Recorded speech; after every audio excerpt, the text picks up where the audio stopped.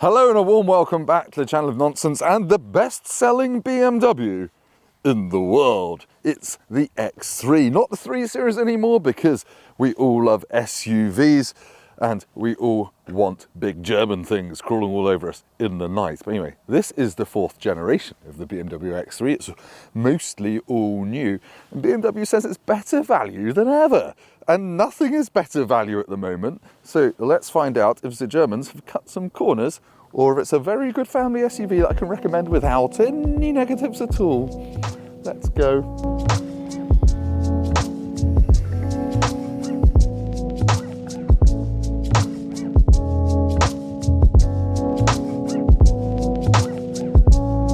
Now, I said this is meant to be good value because BMW says they haven't changed the price very much, but they've added £2,000 worth of content. Content, it's a horrible word. They mean kit and caboodle.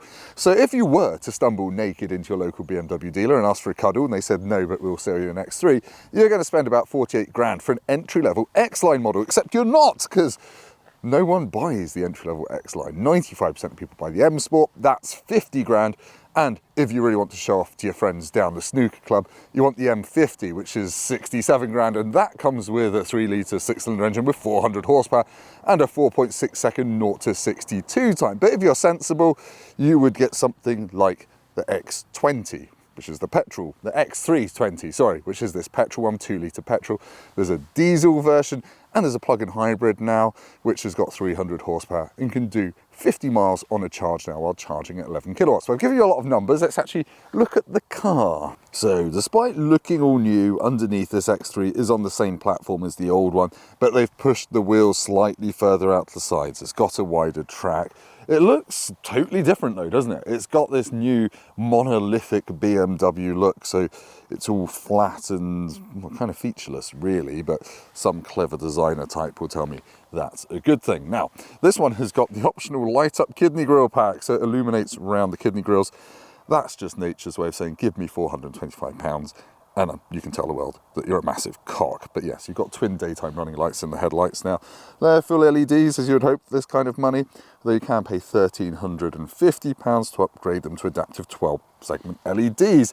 That is part of the Comfort Plus pack, which also gives you a calm and hard-on and things like that. Now, this particular one is in a frozen grey, which looks very nice until it's covered in mud and until you get bird poo on it, and then you have to polish it and it will go all shiny. This one's got upgraded 20-inch wheels. Normally the M Sports come on 19s. You get 21s on this as well. You can get, if you do buy that X-Line, the one that no one buys apart from rental firms, that will come on 18-inch wheels, but actually this rides pretty well, as we'll find out. So I'm not too bothered about that. Right, we're going to look at the new X3's interior now, and to me this is where it starts to feel like they've cut costs to keep the price the same. And the first thing you really notice is that they've done the Mini.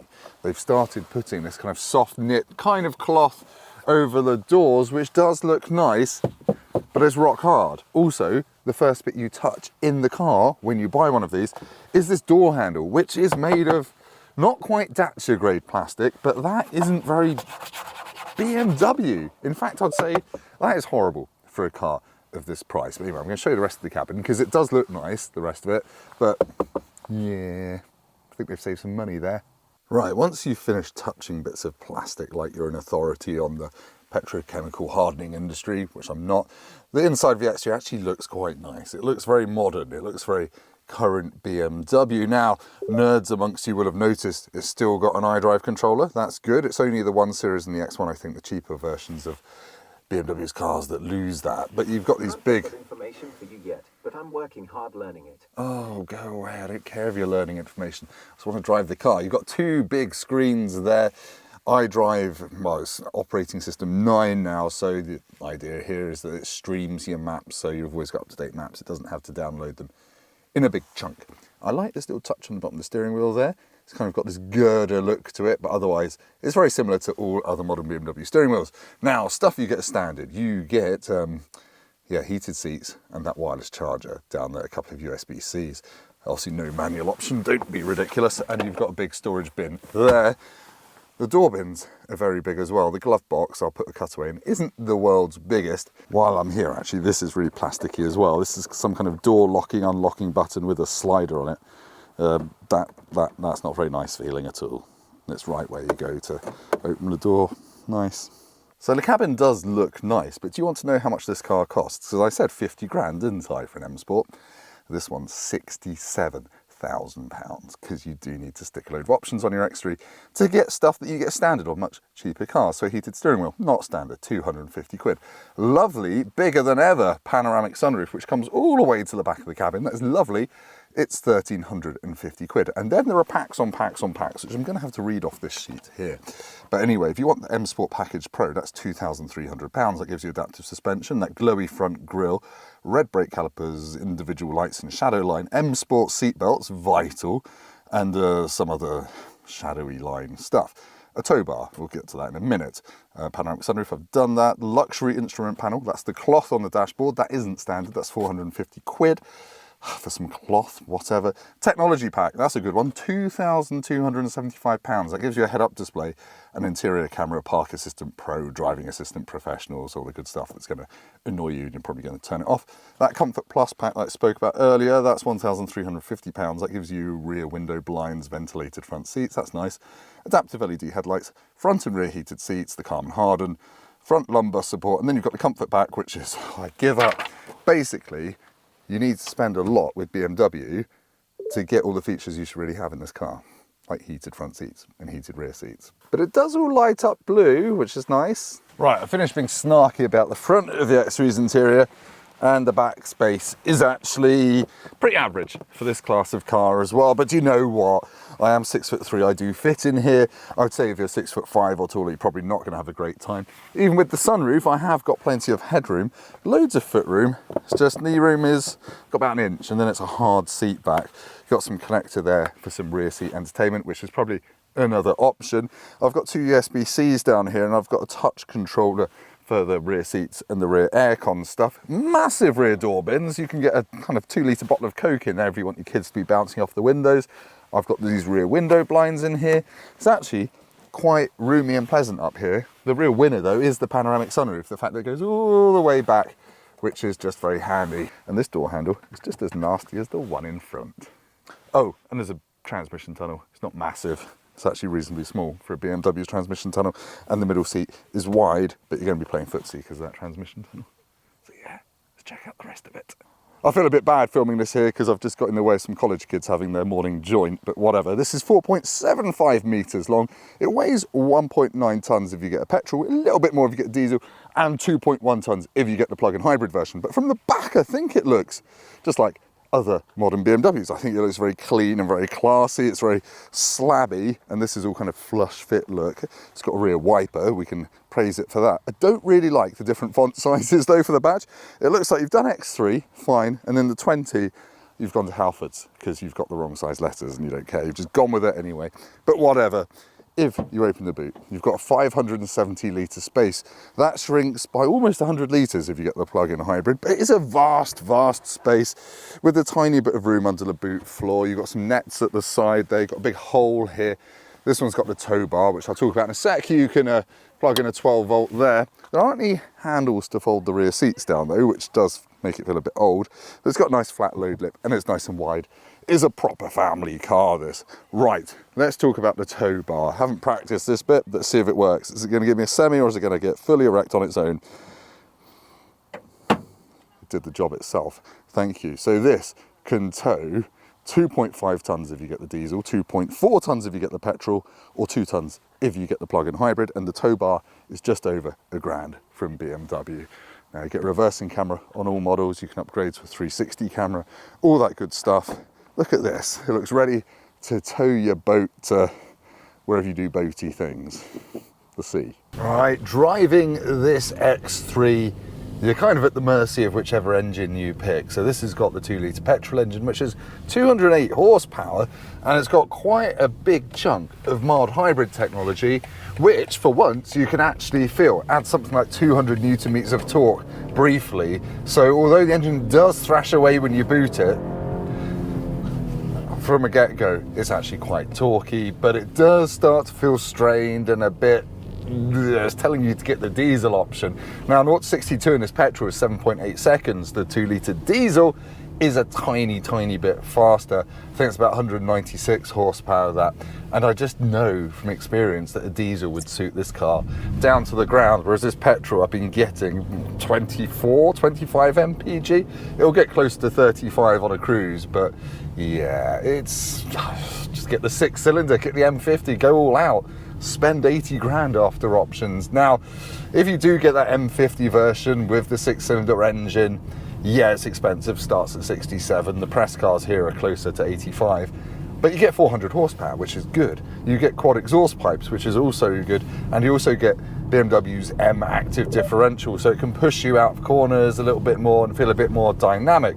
But I have to say, even this entry-level petrol feels pretty much like you'd expect a BMW. You feel yourself ever so slightly being pushed from the back out of corners. The steering is nice and direct, if not having any feel, as you might imagine from a modern car. But down a country road, this does feel like you would expect a BMW X3 to feel. It is just a little bit sportier than the competition. Now, this one has got adaptive dampers, so I'm in sport mode at the moment, hence everything is red. And even in sport mode, which puts the dampers in their firmest setting, it's not too bad. If I press my modes and then go through the Hans Zimmer stuff to get to the useful ones, it does smooth itself out really quite nicely indeed. And actually, this rides properly. For a 2-ton SUV on 20-inch wheels, this is very impressive. Now, it's comfortable, it's not particularly fast, it's a bit thirsty, and I think I do want the diesel or the 6-cylinder petrol. But there is one thing that all new X3s have, which is, what's a spider on my head, which is if you hold the set button on the steering wheel, it disables the speed limit warning. You don't have to make a shortcut, you don't have to go into the touchscreen, you can just turn off the speed limit warning from the steering wheel. Well done, BMW. That is epic. I love that. Apart from the fact I keep saying BMW and it keeps listening to me. Go away, please. But yeah, once you're driving this X3, all my worries about the hard interior bits, they kind of melt away because I don't drive around poking bits and pieces. And actually, you sit up nice and high, the view out is good. The refinement at motorway speeds is really, really impressive. And around town, it just rides well. Not many modern cars do that. I guess it's because I've been driving lots of electric cars lately. Look, it's a Ford EcoSport on my side of the road. Oh, what a surprise. But yeah, this is a nice thing to drive. It's smooth, it's refined. This petrol just gets a bit raspy when you put your foot down, and the mild hybrid does a good job of disguising the lack of torque, but doesn't perfectly do it. Anyway, let's head back to me for a conclusion. Hello, horsey. You are nice. We like horses, don't we? Oh no. Go down to the comments and tell me if you eat horse every night with a side of cyclist. Cyclist gratin. Raffa on toast. Bonus content, because there's nothing behind me. Should we launch this and see how thrashy this petrol really sounds? Right, 0 to 60 in a 2-litre X3. Got some kind of launch control. There is some instant shove there as the mild hybrid system just goes badoosh. Right, that's 50. That's 60 and a corner. Yeah, on a greasy British road, there aren't many other SUVs that weigh 2 tons. They give me quite the confidence, this does. If you hold down the left paddle, it says boost. I think that's just gonna give me 10 seconds of slightly faster everything. It's fine, but because I've gone into sport mode, I've lost my maps and I've got to press this again to get back to my maps. Ooh. The gearbox is a little bit slow to upshift in sport mode, it has to be said. Not that you're really going to be driving like this with your family on board. Oh look, there's an Aston Martin. Oh my gosh, it's an Aston Martin prototype. Very exciting, had the roof down. Right, time to sum up my thoughts on this new 4th generation BMW X3. Let's start with the good bits. From certain angles, I think it looks very smart. The interior also looks very nice, and it's got all the tech you could realistically want. Also, it's roomy enough to be a practical family car. The boot is big enough, the rear seats are big enough, and let's do the negatives. is very expensive. 50 grand might be about the same price as the old one, but you've got to add so many options to it that it's so easy to get it to 60 grand on the configurator. It's not even funny. This 2-litre petrol engine is okay, but you've got to work it quite hard, and when you do, the MPG is rubbish, so I think the diesel is probably going to be your best bet. So yeah, diesel's back, that's a good thing. If you want the plug-in hybrid, that's 9 grand more than the petrol and diesel. 9 grand. Yes, it can do 50 miles on a charge, but you get a much smaller boot as well, so that seems a bit compromised for my tastes. And also, there's just some cheap interior bits, which I don't really like. There's the weird switch on the door as well, and it feels like BMW has cut corners and cut costs to give you a similar size car for similar money to what we had 5 years ago. So I'm going to give it 7.5 out of 10. If you do want a premium feeling family SUV, well, premium looking family SUV, and you can afford it, go and get one. Just don't be a fanny, get a diesel. Don't bother with this 2-litre petrol. Anyway, thank you for watching this. If you've liked it, please hit like, subscribe to the channel, go down to the comments and leave me the German word for we forgot to make it feel nice. It's a B. It's November.